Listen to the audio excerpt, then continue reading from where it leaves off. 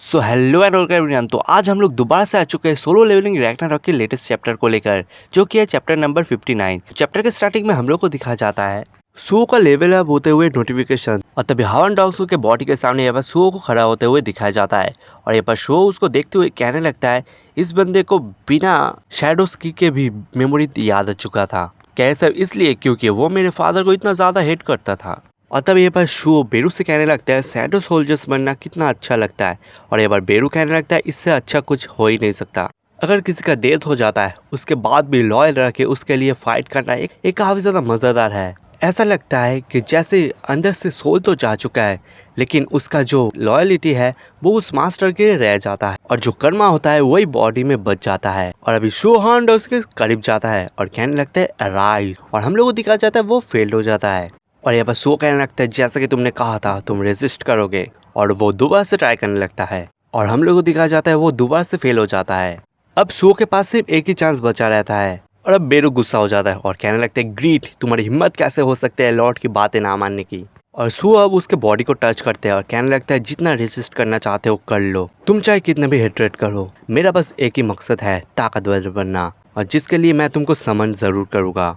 और अब सो काफी ज्यादा सीरियस हो जाता है उसको एराइज करने के लिए, और वो दोबारा से फाइनल कोशिश स्टार्ट कर देता है। और तभी सीन शिफ्ट होता है और हम लोग को एक कार को दिखा जाता है, और जहाँ पे यहाँ पर हम लोग को सारे हंटर एसोसिएशन के लोगों को दिखा जाता है जो कि काफी तेजी से सुओ की तरफ आ रहा है। और यहाँ पर जोई चोंग एल बो जेंचुले पर बात करने लगता है ये सुओ के घर से काफी ज्यादा करीब है, हो सकता है सुओ यहाँ पर इंटू डर से फाइट कर रहा होगा। और वो जेंचुल जैसे ही यहाँ पर घर में जाते हैं वो देखते हैं क्रैक के जैसा निशानी, और वो समझ जाता है कि यहाँ पर फाइट स्टार्ट हो गया है। और यहाँ पर वो दोनों यहाँ पर सुओ के पास पहुंच जाता है और कहने लगता है तुम दोनों यहाँ पर क्या कर रहे हो।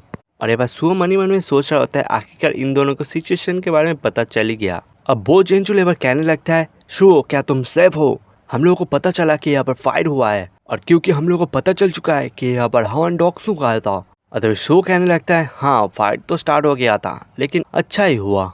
और अभी वो दोनों समझ जाता है, और तभी शो को दिखा जाता है जो कि अपनी आर्मर के साथ साथ अपने ऑरा को भी दिखाने लगता है। और तभी नोटिफिकेशन आता है जिसमें हम लोग को दिखाया जाता है शैडो आइटम ग्रीट लेवल 1, और बाकी की चीज तुम खुद पॉज करके पढ़ सकते हो। और तभी सीन शिफ्ट होता है और हम लोग को हंटर एसोसिएशन के बाहर के सीन दिखाया जाता है जहाँ पे काफी सारे लोग गैदर हो चुका है।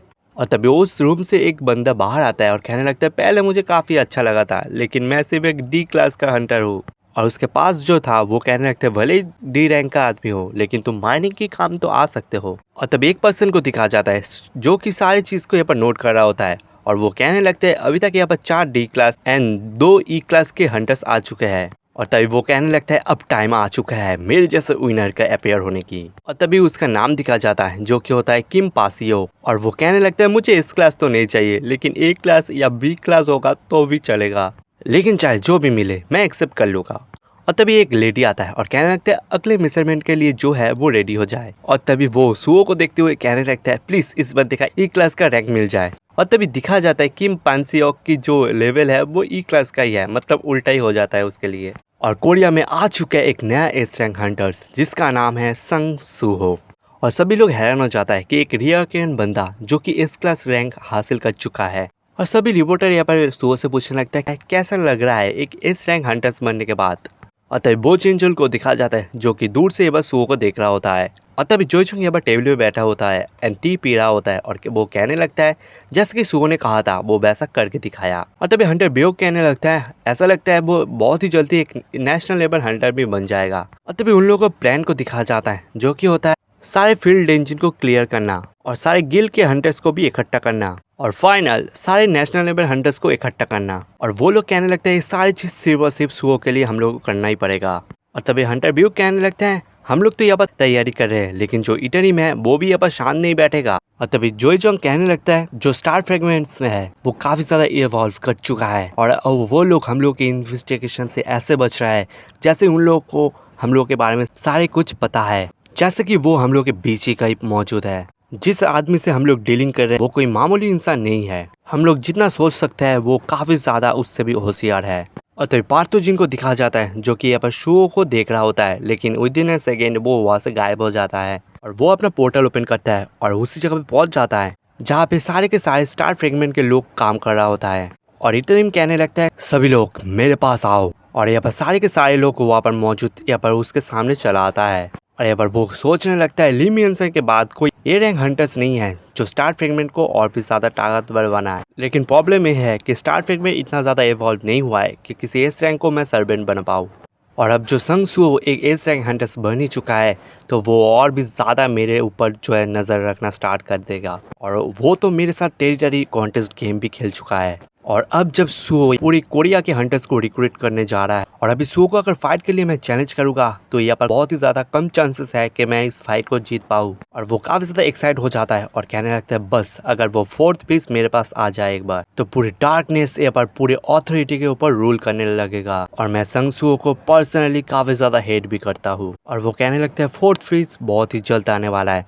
अतः वो कहने लगते हैं नहीं नहीं फोर्थ पीस नहीं, अगर इसके लिए मुझे फिफ्थ पीस को भी बुलाना पड़ेगा तो वो भी मैं करूँगा।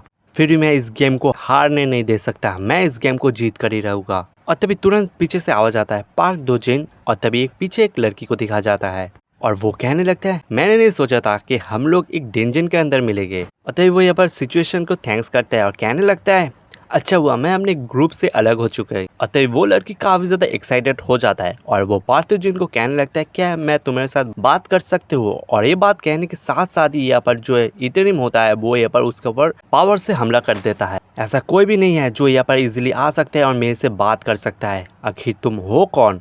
और वो यहाँ पर बात करने लगता है और वो कहने लगता है ये अटैक कुछ ज्यादा ही नहीं था, क्या तुम लोग ग्रीटिंग में बिलीव नहीं करते। और तभी इटनिम यहाँ पर थोड़ा सा हैरान हो जाता है और वो कहने लगता है नहीं नहीं तुम हंटर तो नहीं हो। और वो दोबारा से कहने लगता है आखिर कौन हो तुम। और तभी उसको दिखा जाता है जो कहने लगता है आई एम अर्सा। और तभी वो फुल ट्रांसफॉर्मेशन में चला आता है और कहने लगता है मैं हूँ मोनार्क ऑफ इंस्टिक और मैं यहाँ पर आया हूँ तुम्हारे साथ एक डील को करने के लिए। और तभी इतरिम को दिखा जाता है और इसके साथ साथ ये वाला चैप्टर यहाँ पर कंप्लीट हो जाता है। अगर आप लोगों को एक्सप्लेनेशन वीडियो पसंद आए और यहाँ तक देख लियो तो थोड़ा सा लाइक करके थोड़ा सा हाइप दे देना। तो आज के लिए इतना ही, तब तक के लिए बाय।